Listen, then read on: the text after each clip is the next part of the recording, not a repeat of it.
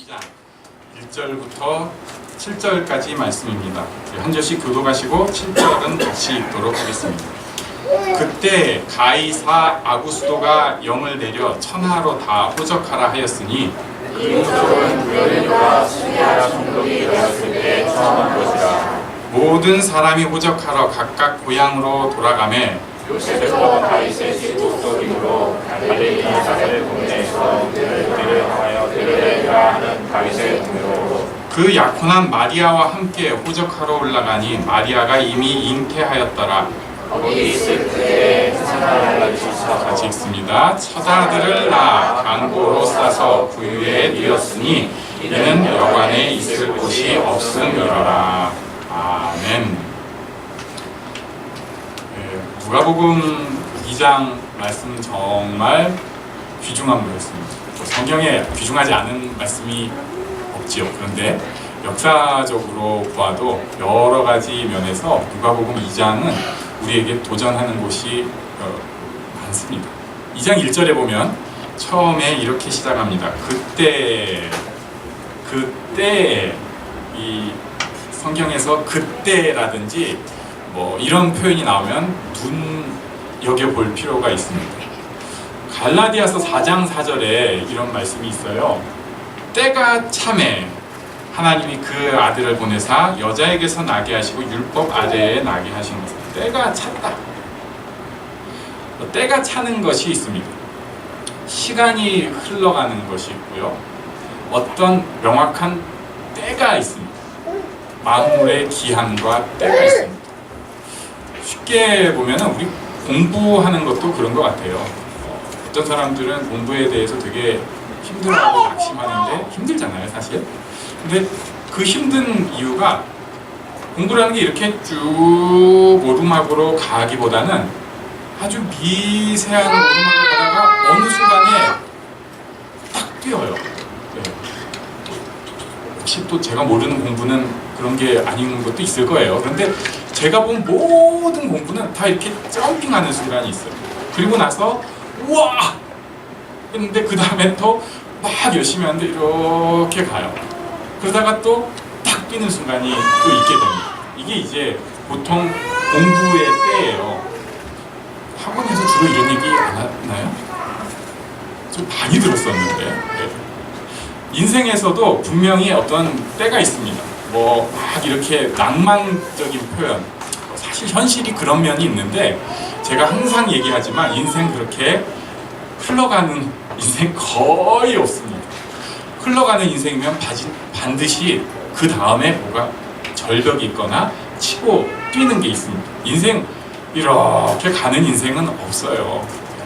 아무리 본인들이 돈으로 권력으로 그걸 이렇게 뭐 좀 안 좀 싸 바르려고 해도 인생 이렇게 가지 않습니다.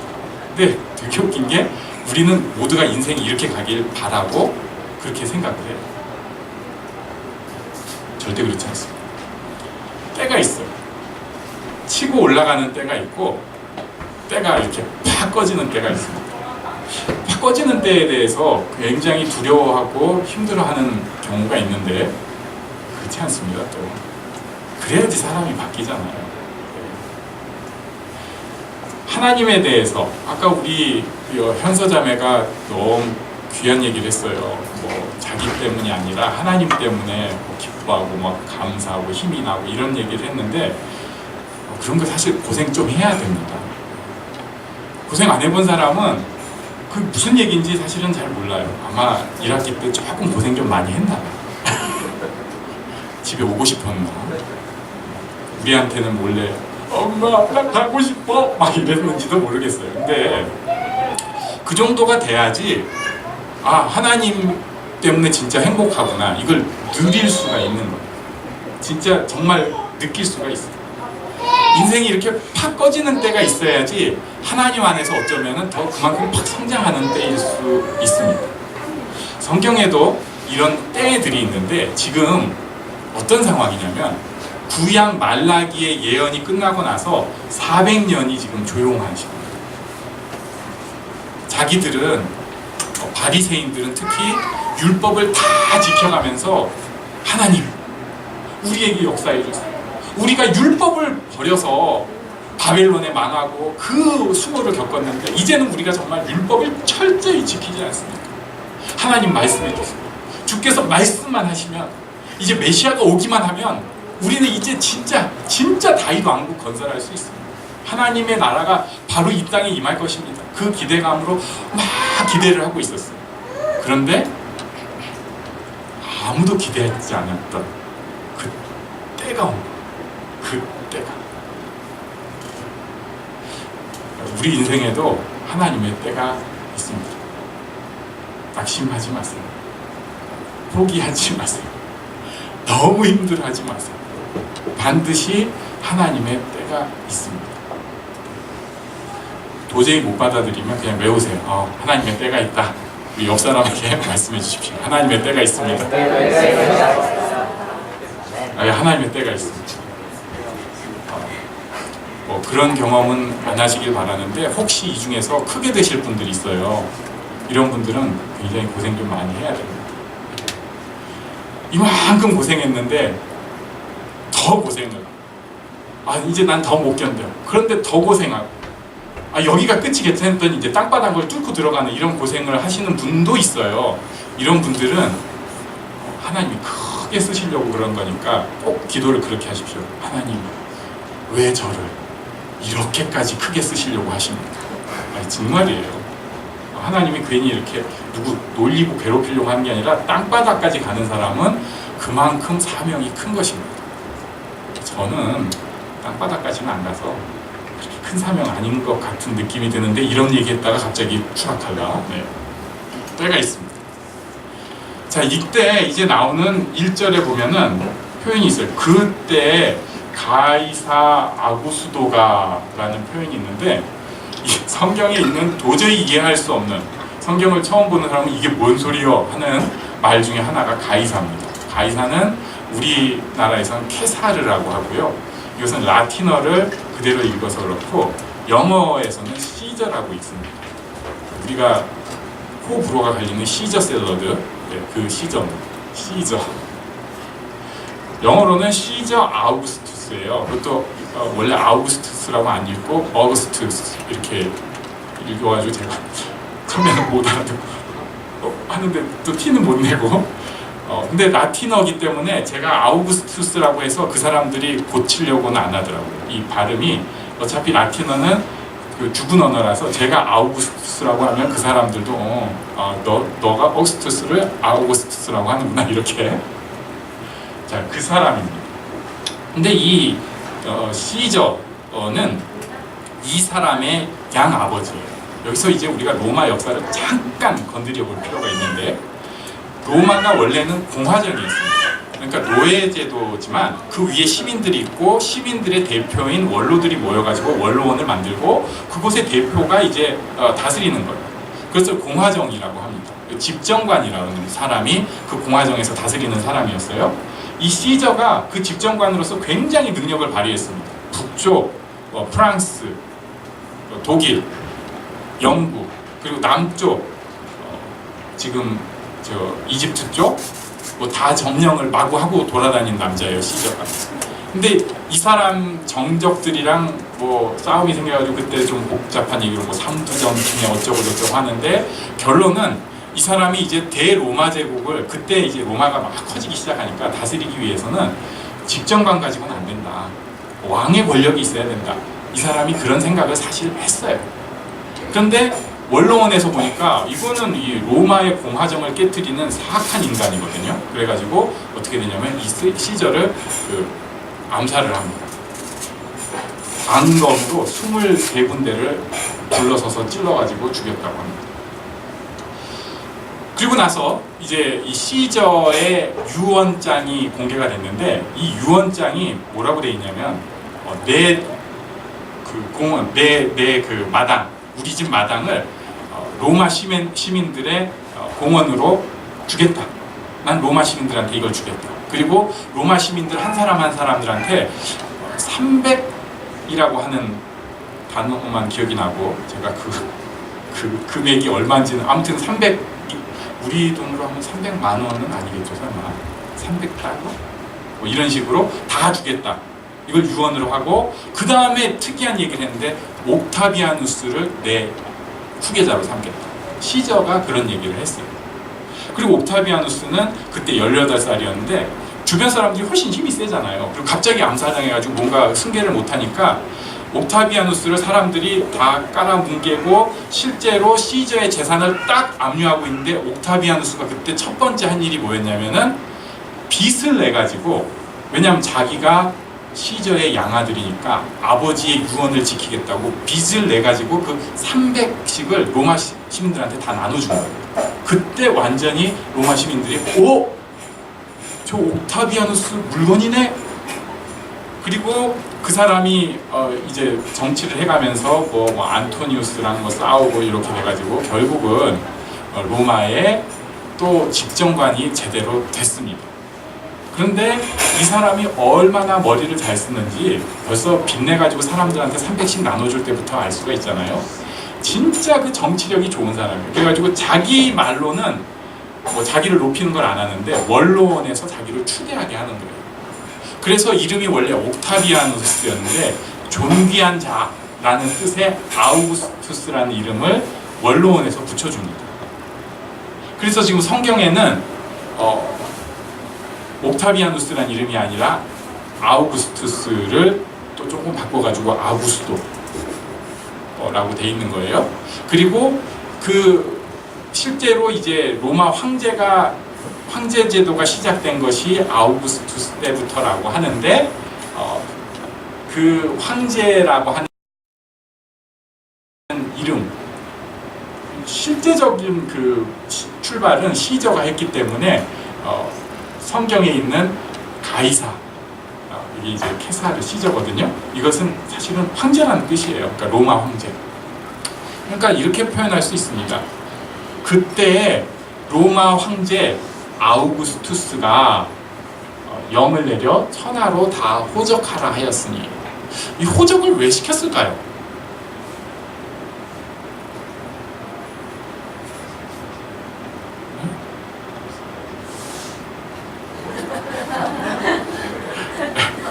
호적하는 제일 큰 이유는 세금입니다.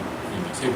그러니까 사람들한테 세금을 걷는 거예요. 그런데 지금도 제가 이 부분을 사실은 이제 중국 가서 이런 거 많이 가르칩니다. 그리고 다른 신학교에서도 얘기를 하는데 갑자기 우리 교회에서 하려니까 궁금해가지고 막 그 좀 원자료들을 다루는 책들을 많이 봤는데, 로마에서 속국, 저기서 이제 속주라는 표현을 쓰는데 이런 곳에서 세금을 어떻게 걷었는지 정확하게 나오지가 않아요. 그래서 우리가 추측을 할 수 있는 게 시리아 지역에서 이렇게 걷었다, 이집트 지역에서 이렇게 걷었다. 그러니까 이 지역별로 좀 다릅니다. 예루살렘에 대해서 명확하게 나오지가 않는데 아마도 이쪽은 이 시리아 지역을 좀 따라서 했지 않았을까 추측을 합니다. 그런데 이 호적이 얼마나 무서운 건지 임산부, 막달이 된 임산부까지 가게 하는 거예요. 처음에 이제 임신하면 다 겁이 나잖아요. 그래가지고 막 유산이 사실 제일 겁나죠. 그리고 또 유산도 많이 되고 3개월 지나고 나서 막 입던 막 그때 하고 정신을 못 차리다가 좀 편안해지면 이제 꼼짝도 못 하는 줄 알아요. 그래가지고 진짜 손가락도 안 하고 이제 처음 아기 가진 집은 남편이 그때부터 갑자기, 좋은 남편은 그렇더라고요. 나쁜 남편 말고 좋은 남편들은 막 다 해주잖아요. 뭐 꼼짝도 못하게 하고, 그리고 막 그 버스 타려고 막 큰일 났다고, 비행기 큰일 날 일이 있냐고 이런 얘기를 하잖아요. 근데 이제 선배들은 이렇게 얘기하죠. 야, 그때가 훨씬 좋아. 애 낳고 봐. 이제는 끝이야. 그리고 7개월이 지나고 나면 대부분 이제 배가 진짜 남산만해집니다. 그래가지고 걷는 것도 이렇게 뒤뚱뒤뚱 걷기 시작하고, 사실 장거리 여행을 한다는 것은 거의 불가능하다고 볼 수가 있는데, 나사렛에서부터 베들레헴까지 약 150km, 130여 킬로 정도 되는데 이 거리를 와야 되는 거예요. 호적하려고. 그것이 4절. 그 그림을 제가 해놨군요. 그림 보여주시겠어요? 네. 요 밑에 살짝 보이는 게 사해고 저 위에 살짝 보이는 게 갈릴리인데 나사렛에서 이 산길을 타고 쭉 산 등성길을 타고 여리고를 거쳐서 예루살렘을 거쳐서 베들레헴으로 간 것입니다. 거리가 약 137km, 물론 길 따라 좀 다를 수 있는데 그 정도 거리를 저기는 이렇게 뭐 말 타고 다니고 그러기도 좀 쉽지는 않아요. 물론 갈 수는 있는 길이라고 합니다. 제가 안 가봤는데. 근데 그걸 이렇게 표적 때문에 간 것이에요. 그 성경 구절이 나온 것이 3절과 4절입니다. 우리 한번 4절 말씀을 같이 읽겠습니다. 4절 시작. 요셉도 다윗의 집 족속이므로 갈릴리 나사렛 동네에서 유대를 향하여 베들레헴이라 하는 다윗의 동네로 이렇게 간 거예요.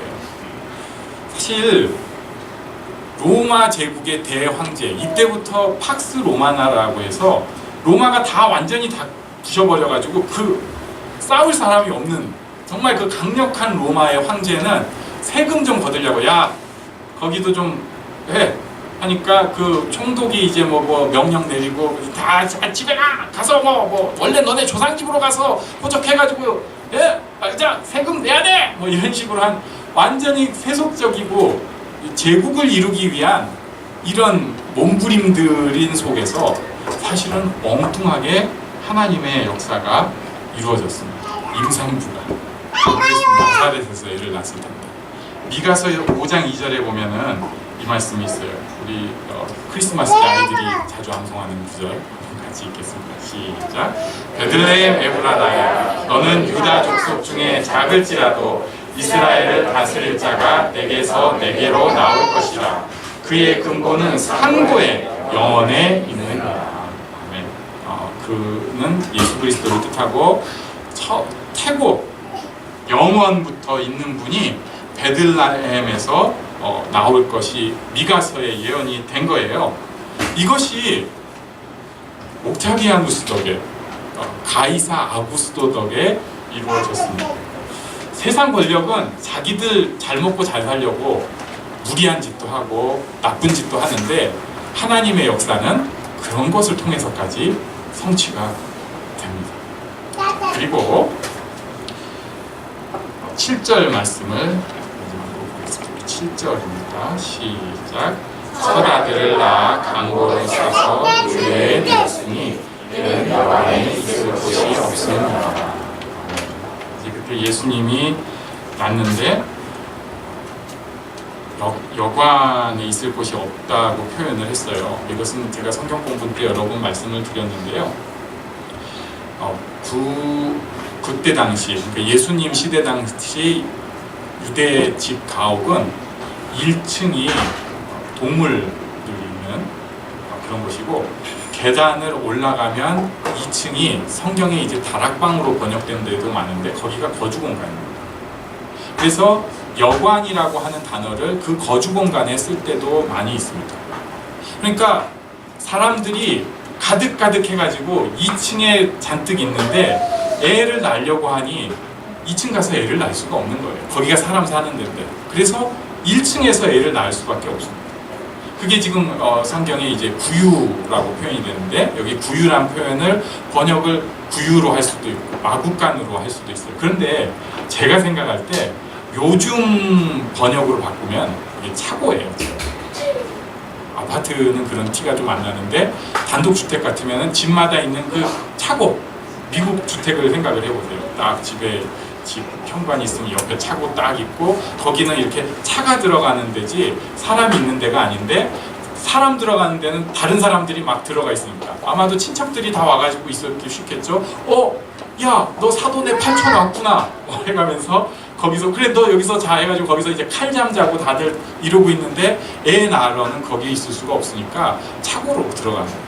차고에서 아기를 낳고 아마도 구유에 이렇게 뛰었던 것 같습니다. 어쩔 수 없이 일어나요. 이 중에 좀 살림이 넉넉하지 않은 분도 있지만 차고에서 애 낳을 분은 없을 것입니다. 모르죠. 또 갑자기 애가 쑥 나와가지고 차고에서 애 낳고 119로 병원 가가지고 우리 애는 차고표예요. 예수님이랑 닮았어. 뭐 이럴지는 모르지만 그런 특별한 경우에도 반드시 병원으로 가가지고 오히려 검사 다 하고 그럴 거예요. 그런데 예수님은 차고표입니다. 갈 데가 없어가지고 차고 구석대기에서 습기도 눅눅하고 먼지 쌓여있고 그런 곳에서 처음 태어난 거예요. 부모가 의도한 바가 전혀 아니에요.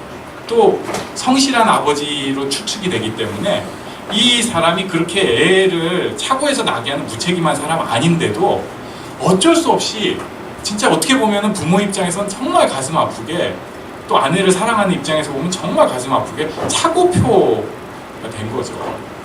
근데 저는 이것이 또 하나님의 섬세한 계획 중에 하나라고 믿습니다. 빌립보서 2장 6절에 보면 너무 유명한 말씀이 있어요. 여기 같이 읽겠습니다. 그는 근본 하나님의 본체시나 하나님과 동등됨을 취할 것으로 여기지 아니하시고 오히려 자기를 비워 종의 형체를 가지사 사람들과 같이 되셨고, 하나님의 아들로 이 땅에 오면 정말 화려한 금실로 비단으로 가장 좋은 것으로 태어나야 마땅한데 그게 아니라 인간의 모습, 그것도 가장 보통 사람들 그렇게 안 낳는 그 모습, 가장 바닥의 인생으로 예수님이 오신 것입니다. 왜 그랬을까? 히브리서 4장 15절 말씀, 제가 좋아하는 말씀 우리 같이 읽겠습니다. 우리에게 있는 대제사장은 우리의 연약함을 동정하지 못하실 이가 아니요 모든 일에 우리와 똑같이 시험을 받으신 이로되 죄는 없으시니라. 아멘. 가장 낮은 사람, 가장 힘든 사람, 가장 바닥에 있는 그 사람의 모습으로 예수님께서 오신 것입니다. 그 자리에 가신 거예요. 그래서 거기서부터 모든 사람들이 자신을 바라볼 수 있게 그 바닥에서도 하나님의 사랑을 보여준, 그래서 축복받은 예수님의 모습을 볼 수 있게 하신 것입니다. 혹시 숨기고 있는데 여기 차고표 인생 있습니까? 제가 바로 차고에서 태어났어요. 목사님, 제가 숨기고 있었는데 저희 집이 진짜 어려웠거든요. 네, 예수님이랑 비슷한 인생. 어떤 사람들은 난 진짜 힘들다. 그때 이제 또 쓰는 표현이 뭐 흑수저네, 헬조선이네. 저는 틀린 말이라고 생각은 아는데 그 말하는 태도는 굉장히 싫습니다. 자기만 고생한다고, 자기만 힘든다고 고칠 생각을 하는 게 아니라 불편하려고 하는 표현이거든요. 내가 진짜 낮은 곳에 힘든 곳에 있을 때도 예수님께서 그것을 야야야, 난 왕이니까 너 의관 정지하고 준비 갖춰서 나한테 와. 좀 이렇게 찬양으로 가슴 뜨겁게 하고 기도 좀 하고 나서 뭐 그러면서 나한테 와, 이런 게 아니고요. 진짜 바닥에 있는,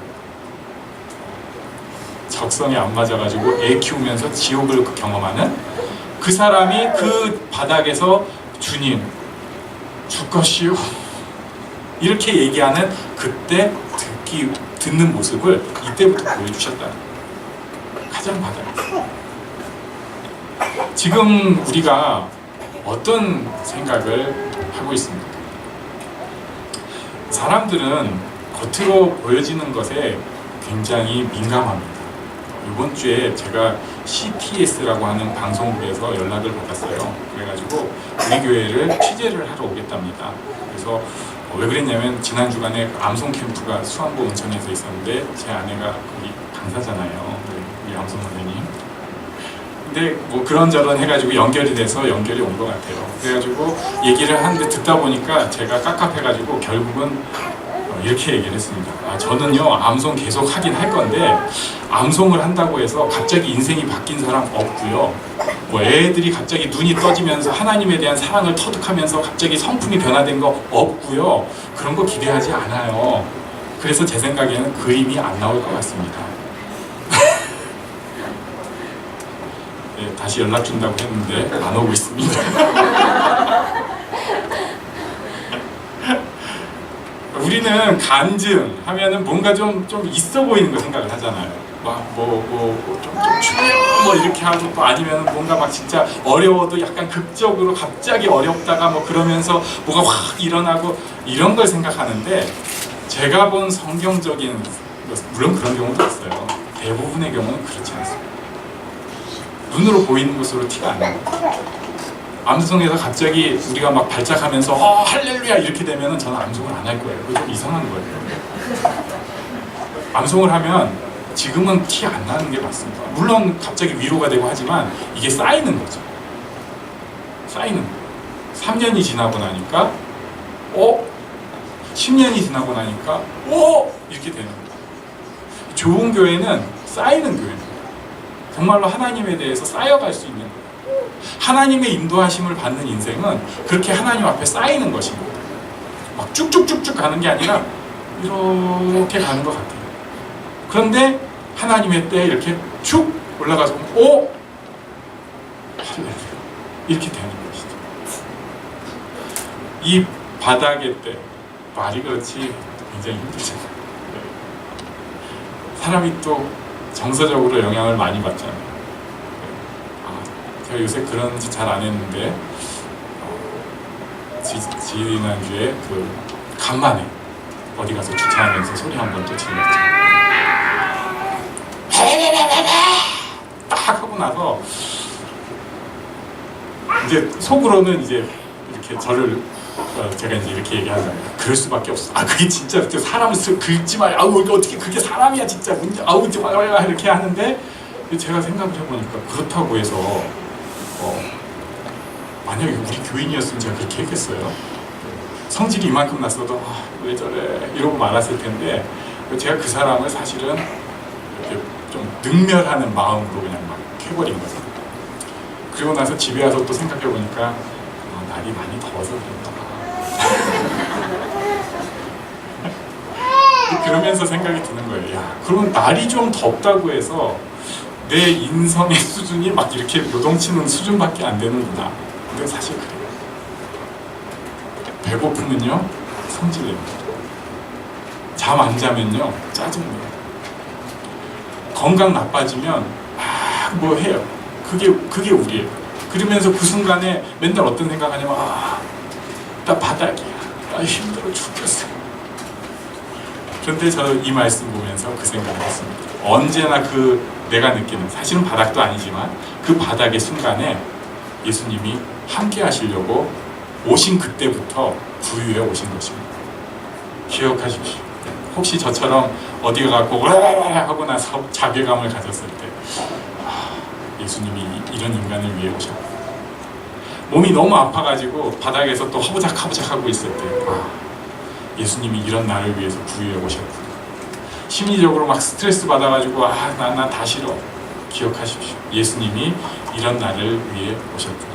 그럴 때도 주님 바라보면서 다시 한번 하나님 안에서 새 힘을 내는 일이 되면 좋겠습니다. 하나님은 크신 하나님이지만 정말 섬세한 하나님입니다. 아무 간섭을 안 하는 것 같아요. 역사에 터치를 안 하는 것 같습니다. 그렇지만 하나님의 역사가 이렇게 휘몰아치기 시작할 때 로마 제국의 황제도 그 도구로서밖에 쓰임 않는 것입니다. 그 도구밖에 안 되는 거예요.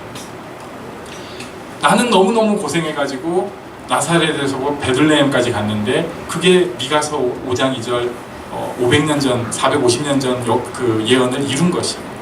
나는 자리가 없어가지고 그 부유에다가 정말 어떤 면에서 눈물을 흘리면서 아기를 낳았는데 그것이 온 인류를 향한 하나님의 축복의 선언이 되는 것입니다. 우리에게도 하나님께서 주신 이 일들을 기억하고 기대하면서 섬세한 하나님을 믿고 신앙생활하는 우리가 되기를 간절히 바랍니다. 잠깐 일어나서 기도하는 것입니다. 하나님, 제게도 하나님의 때를 기다리는 마음을 허락하시고 모든 일 가운데 하나님을 바라볼 수 있게 주시옵소서. 잠깐 기도하겠습니다.